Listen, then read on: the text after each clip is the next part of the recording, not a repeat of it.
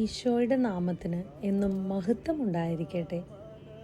കുരിശിൻ്റെ വഴിയിലൂടെ എന്ന നൊയമ്പുകാല ചിന്തകളിലേക്ക് എല്ലാവരെയും സ്വാഗതം ചെയ്യുന്നു. വചനത്തിൽ പറയുന്നു, എപ്പോഴും സന്തോഷത്തോടു കൂടി ഇരിക്കുവിൻ, ഇടവിടാതെ പ്രാർത്ഥിക്കുവിൻ, എല്ലാ കാര്യത്തിലും നന്ദി പ്രകാശിപ്പിക്കുവിനെന്ന്.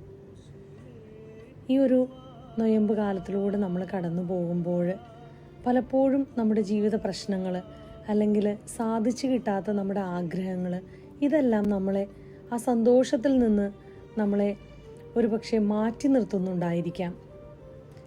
പക്ഷേ നമ്മൾ ഓർക്കേണ്ട ഒരു കാര്യം, കർത്താവ് തൻ്റെ സമയത്തിൻ്റെ പൂർത്തീകരണത്തിൽ തീർച്ചയായും നമുക്കത് സാധിച്ചു തരും എന്നുള്ളതാണ്. അതോടൊപ്പം തന്നെ നമ്മൾ ചിന്തിക്കേണ്ട ഒരു കാര്യം, എത്രത്തോളം നമ്മുടെ ആവശ്യങ്ങൾ വൈകും തോറും നമ്മൾ തീർച്ചയായിട്ടും കർത്താവിനോട് പ്രാർത്ഥിച്ചുകൊണ്ടേയിരിക്കും. പ്രാർത്ഥന എന്ന് പറയുന്നത് ദൈവവുമായിട്ടുള്ളൊരു ബന്ധമാണ്. നമുക്കൊന്നോർക്കാം, ഒരുപക്ഷെ നമ്മുടെ ആവശ്യങ്ങൾ സാധിച്ചു കിട്ടുന്നില്ല എങ്കിൽ പോലും ഞാൻ എൻ്റെ ദൈവവുമായിട്ട് നിരന്തരമായിട്ട് ഒരു ബന്ധത്തിലാണ്.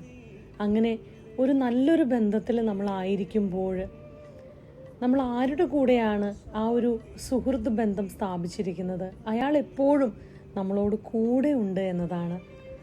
പ്രിയമുള്ളവരെ, എനിക്കും നിങ്ങൾക്കും സാധിച്ചു കിട്ടാത്ത അല്ലെങ്കിൽ നൊമ്പരപ്പെടുത്തുന്ന ഒരുപാട് വേദനകൾ ഉണ്ടായിരിക്കാം. അപ്പോഴെല്ലാം നമ്മൾ ഓർക്കേണ്ട ഒരു കാര്യം, ഞാൻ എൻ്റെ ഏറ്റവും നല്ല സുഹൃത്തുമായിട്ട് ഒരു പ്രാർത്ഥനയിലാണ്, ഒരു നല്ല ബന്ധത്തിലാണ്. അതിൽ പരം എന്താണ് നമുക്ക് വേണ്ടത്? ക്രൂശിതൻ നമ്മളെ ഓരോരുത്തരെയും അനുഗ്രഹിക്കട്ടെ. ഈശോയുടെ നാമത്തിന് മാത്രം എന്നും മഹത്വമുണ്ടായിരിക്കട്ടെ.